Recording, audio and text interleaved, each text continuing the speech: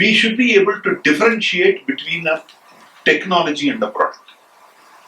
And if you are able to make the product work to solve a problem of military will embrace it.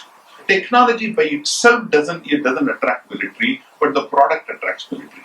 So necessary that the computer generated imagery which can actually abstract a three-dimensional world and give it to the in front of you with an image with the technology needed to become a training simulator as a product. And that transition from technology to product is the struggle. And it is the product that you sell to the military. Don't ever try to sell technology to the ministry, it will never work. The military does not understand technology, it doesn't have time. It has got problems, the problems are solved by products, and give me the product which will work, I will embrace it immediately. This is one dictum that I want to give it to you, that when you work on military kind of a solution, get to the product as quickly as possible. Having got to a product, you can keep on improving that product. The emergency drivers of Special Protection Group are trained to drive at 100 kilometers per hour in reverse gear. Their gearbox is designed for that. They can withdraw from a scene at that speed. How do you train them? Without a simulator. And we made that simulator and we gave it to them.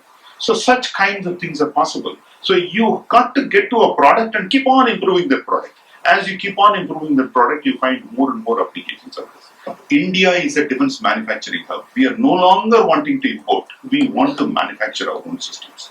And that systems will be digital driven. We identified 19 iTech startups, that is iTech ideas which have been incubated from 2018 onwards, which resulted in 19 startups. And those products, we got them to be displayed in the Defense Expo, where we had an international community which was stunned at the number of innovations that had been done over this short period from 2018 to 2020.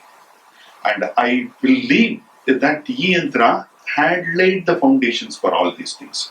And number of people who had learned through all those kinds of methods and all would have contributed towards this kind of a development, because we are all wanting to drive and then release that inner energy of entrepreneurship which is locked inside all of us. We are not realizing how much of this energy is there inside us.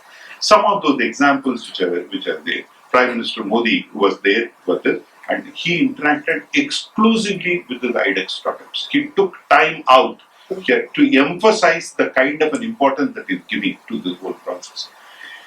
The third iTech, a very interesting set of people from IIT Delhi. It is an IIT Delhi incubated startup that is inside their campus, which is capable of doing a low light sensor, which is primarily, they are the ASIC design group.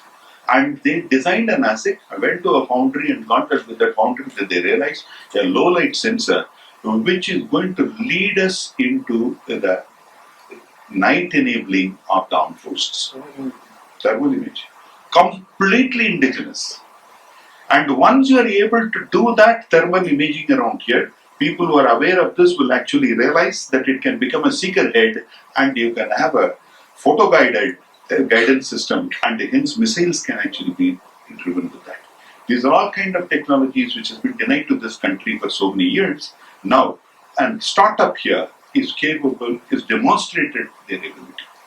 That 1 millilux is the kind of a level at which they are able to now discern the images. So get that image with some image processing algorithms which are being run onto this, and after that improve that image. And we are going to go to the next step of getting into darker nights around here and still be able to see. A kind of an idea that we wanted to have because we wanted to see through walls where military forces are going to operate. And many times we need to know what is happening on the other side of that wall. The Seas automation is primarily underwater robo. Underwater robo, and a country which is having more than 7,500 kilometers of coastal line. The perils are not only through the land border, through the water also. We have got considerable amount of perils which are coming through to our country. And to keep up the surveillance onto this, not simply doing the surveillance above ground through helicopters will solve the problem. You've got to get under the water and then get to know what is happening. Considerable amount of wealth which is there under the water in the sea around here. There are many people who are clandestinely mining it, which are the wealth of this nation, which you owe to this generation, generations to follow. They are all being stolen. And we need to do surveillance of all this. We need to keep all these things back. We need to harvest them back and then bring it here for the good of our own society. And this work was done.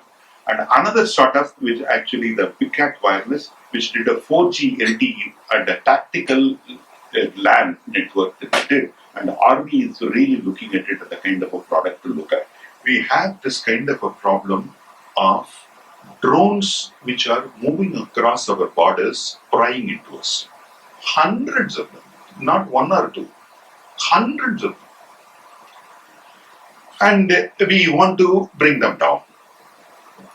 One person came across this kind of an idea as to how to actually bring drones down without shooting them down. How that idea actually came about was that can I actually do something? You are all using violent methods of projecting a bullet or something else. Can I do anything other than bullet to actually cause immobilization? That was the question that was asked. From that question, when we kept on developing, we came across an idea that the drones can be brought down without it being shot. And that idea further got developed that the drones can be controlled and you can take over the control of the drone and you can actually make it land at your place and then take out all the information which is there of the drone. This idea, from the idea to a kind of a product for it to be demonstrated, it took about 2 years. A group of mentors, one mentor started getting into it, and about a group of around 7 to 8 mentors came in because the idea got developed and became so attractive to everybody around there. And the simple thing of starting, can I actually cause immobilization without bullet, a question, became a drone guidance system which will take control of inimical drones and then land them where you want to land them. It is just a question of having that idea, persisting with it, and then looking for the right mentorship environment. And in summary, we will move from Make in India to Made in India. That you are a generation who will be making and made in India, and that is the one that our forces will be making. I really thank Professor for having given me this opportunity to interact with so many young minds and such worthy faculty. Thank you very much for this opportunity. Jai Hind.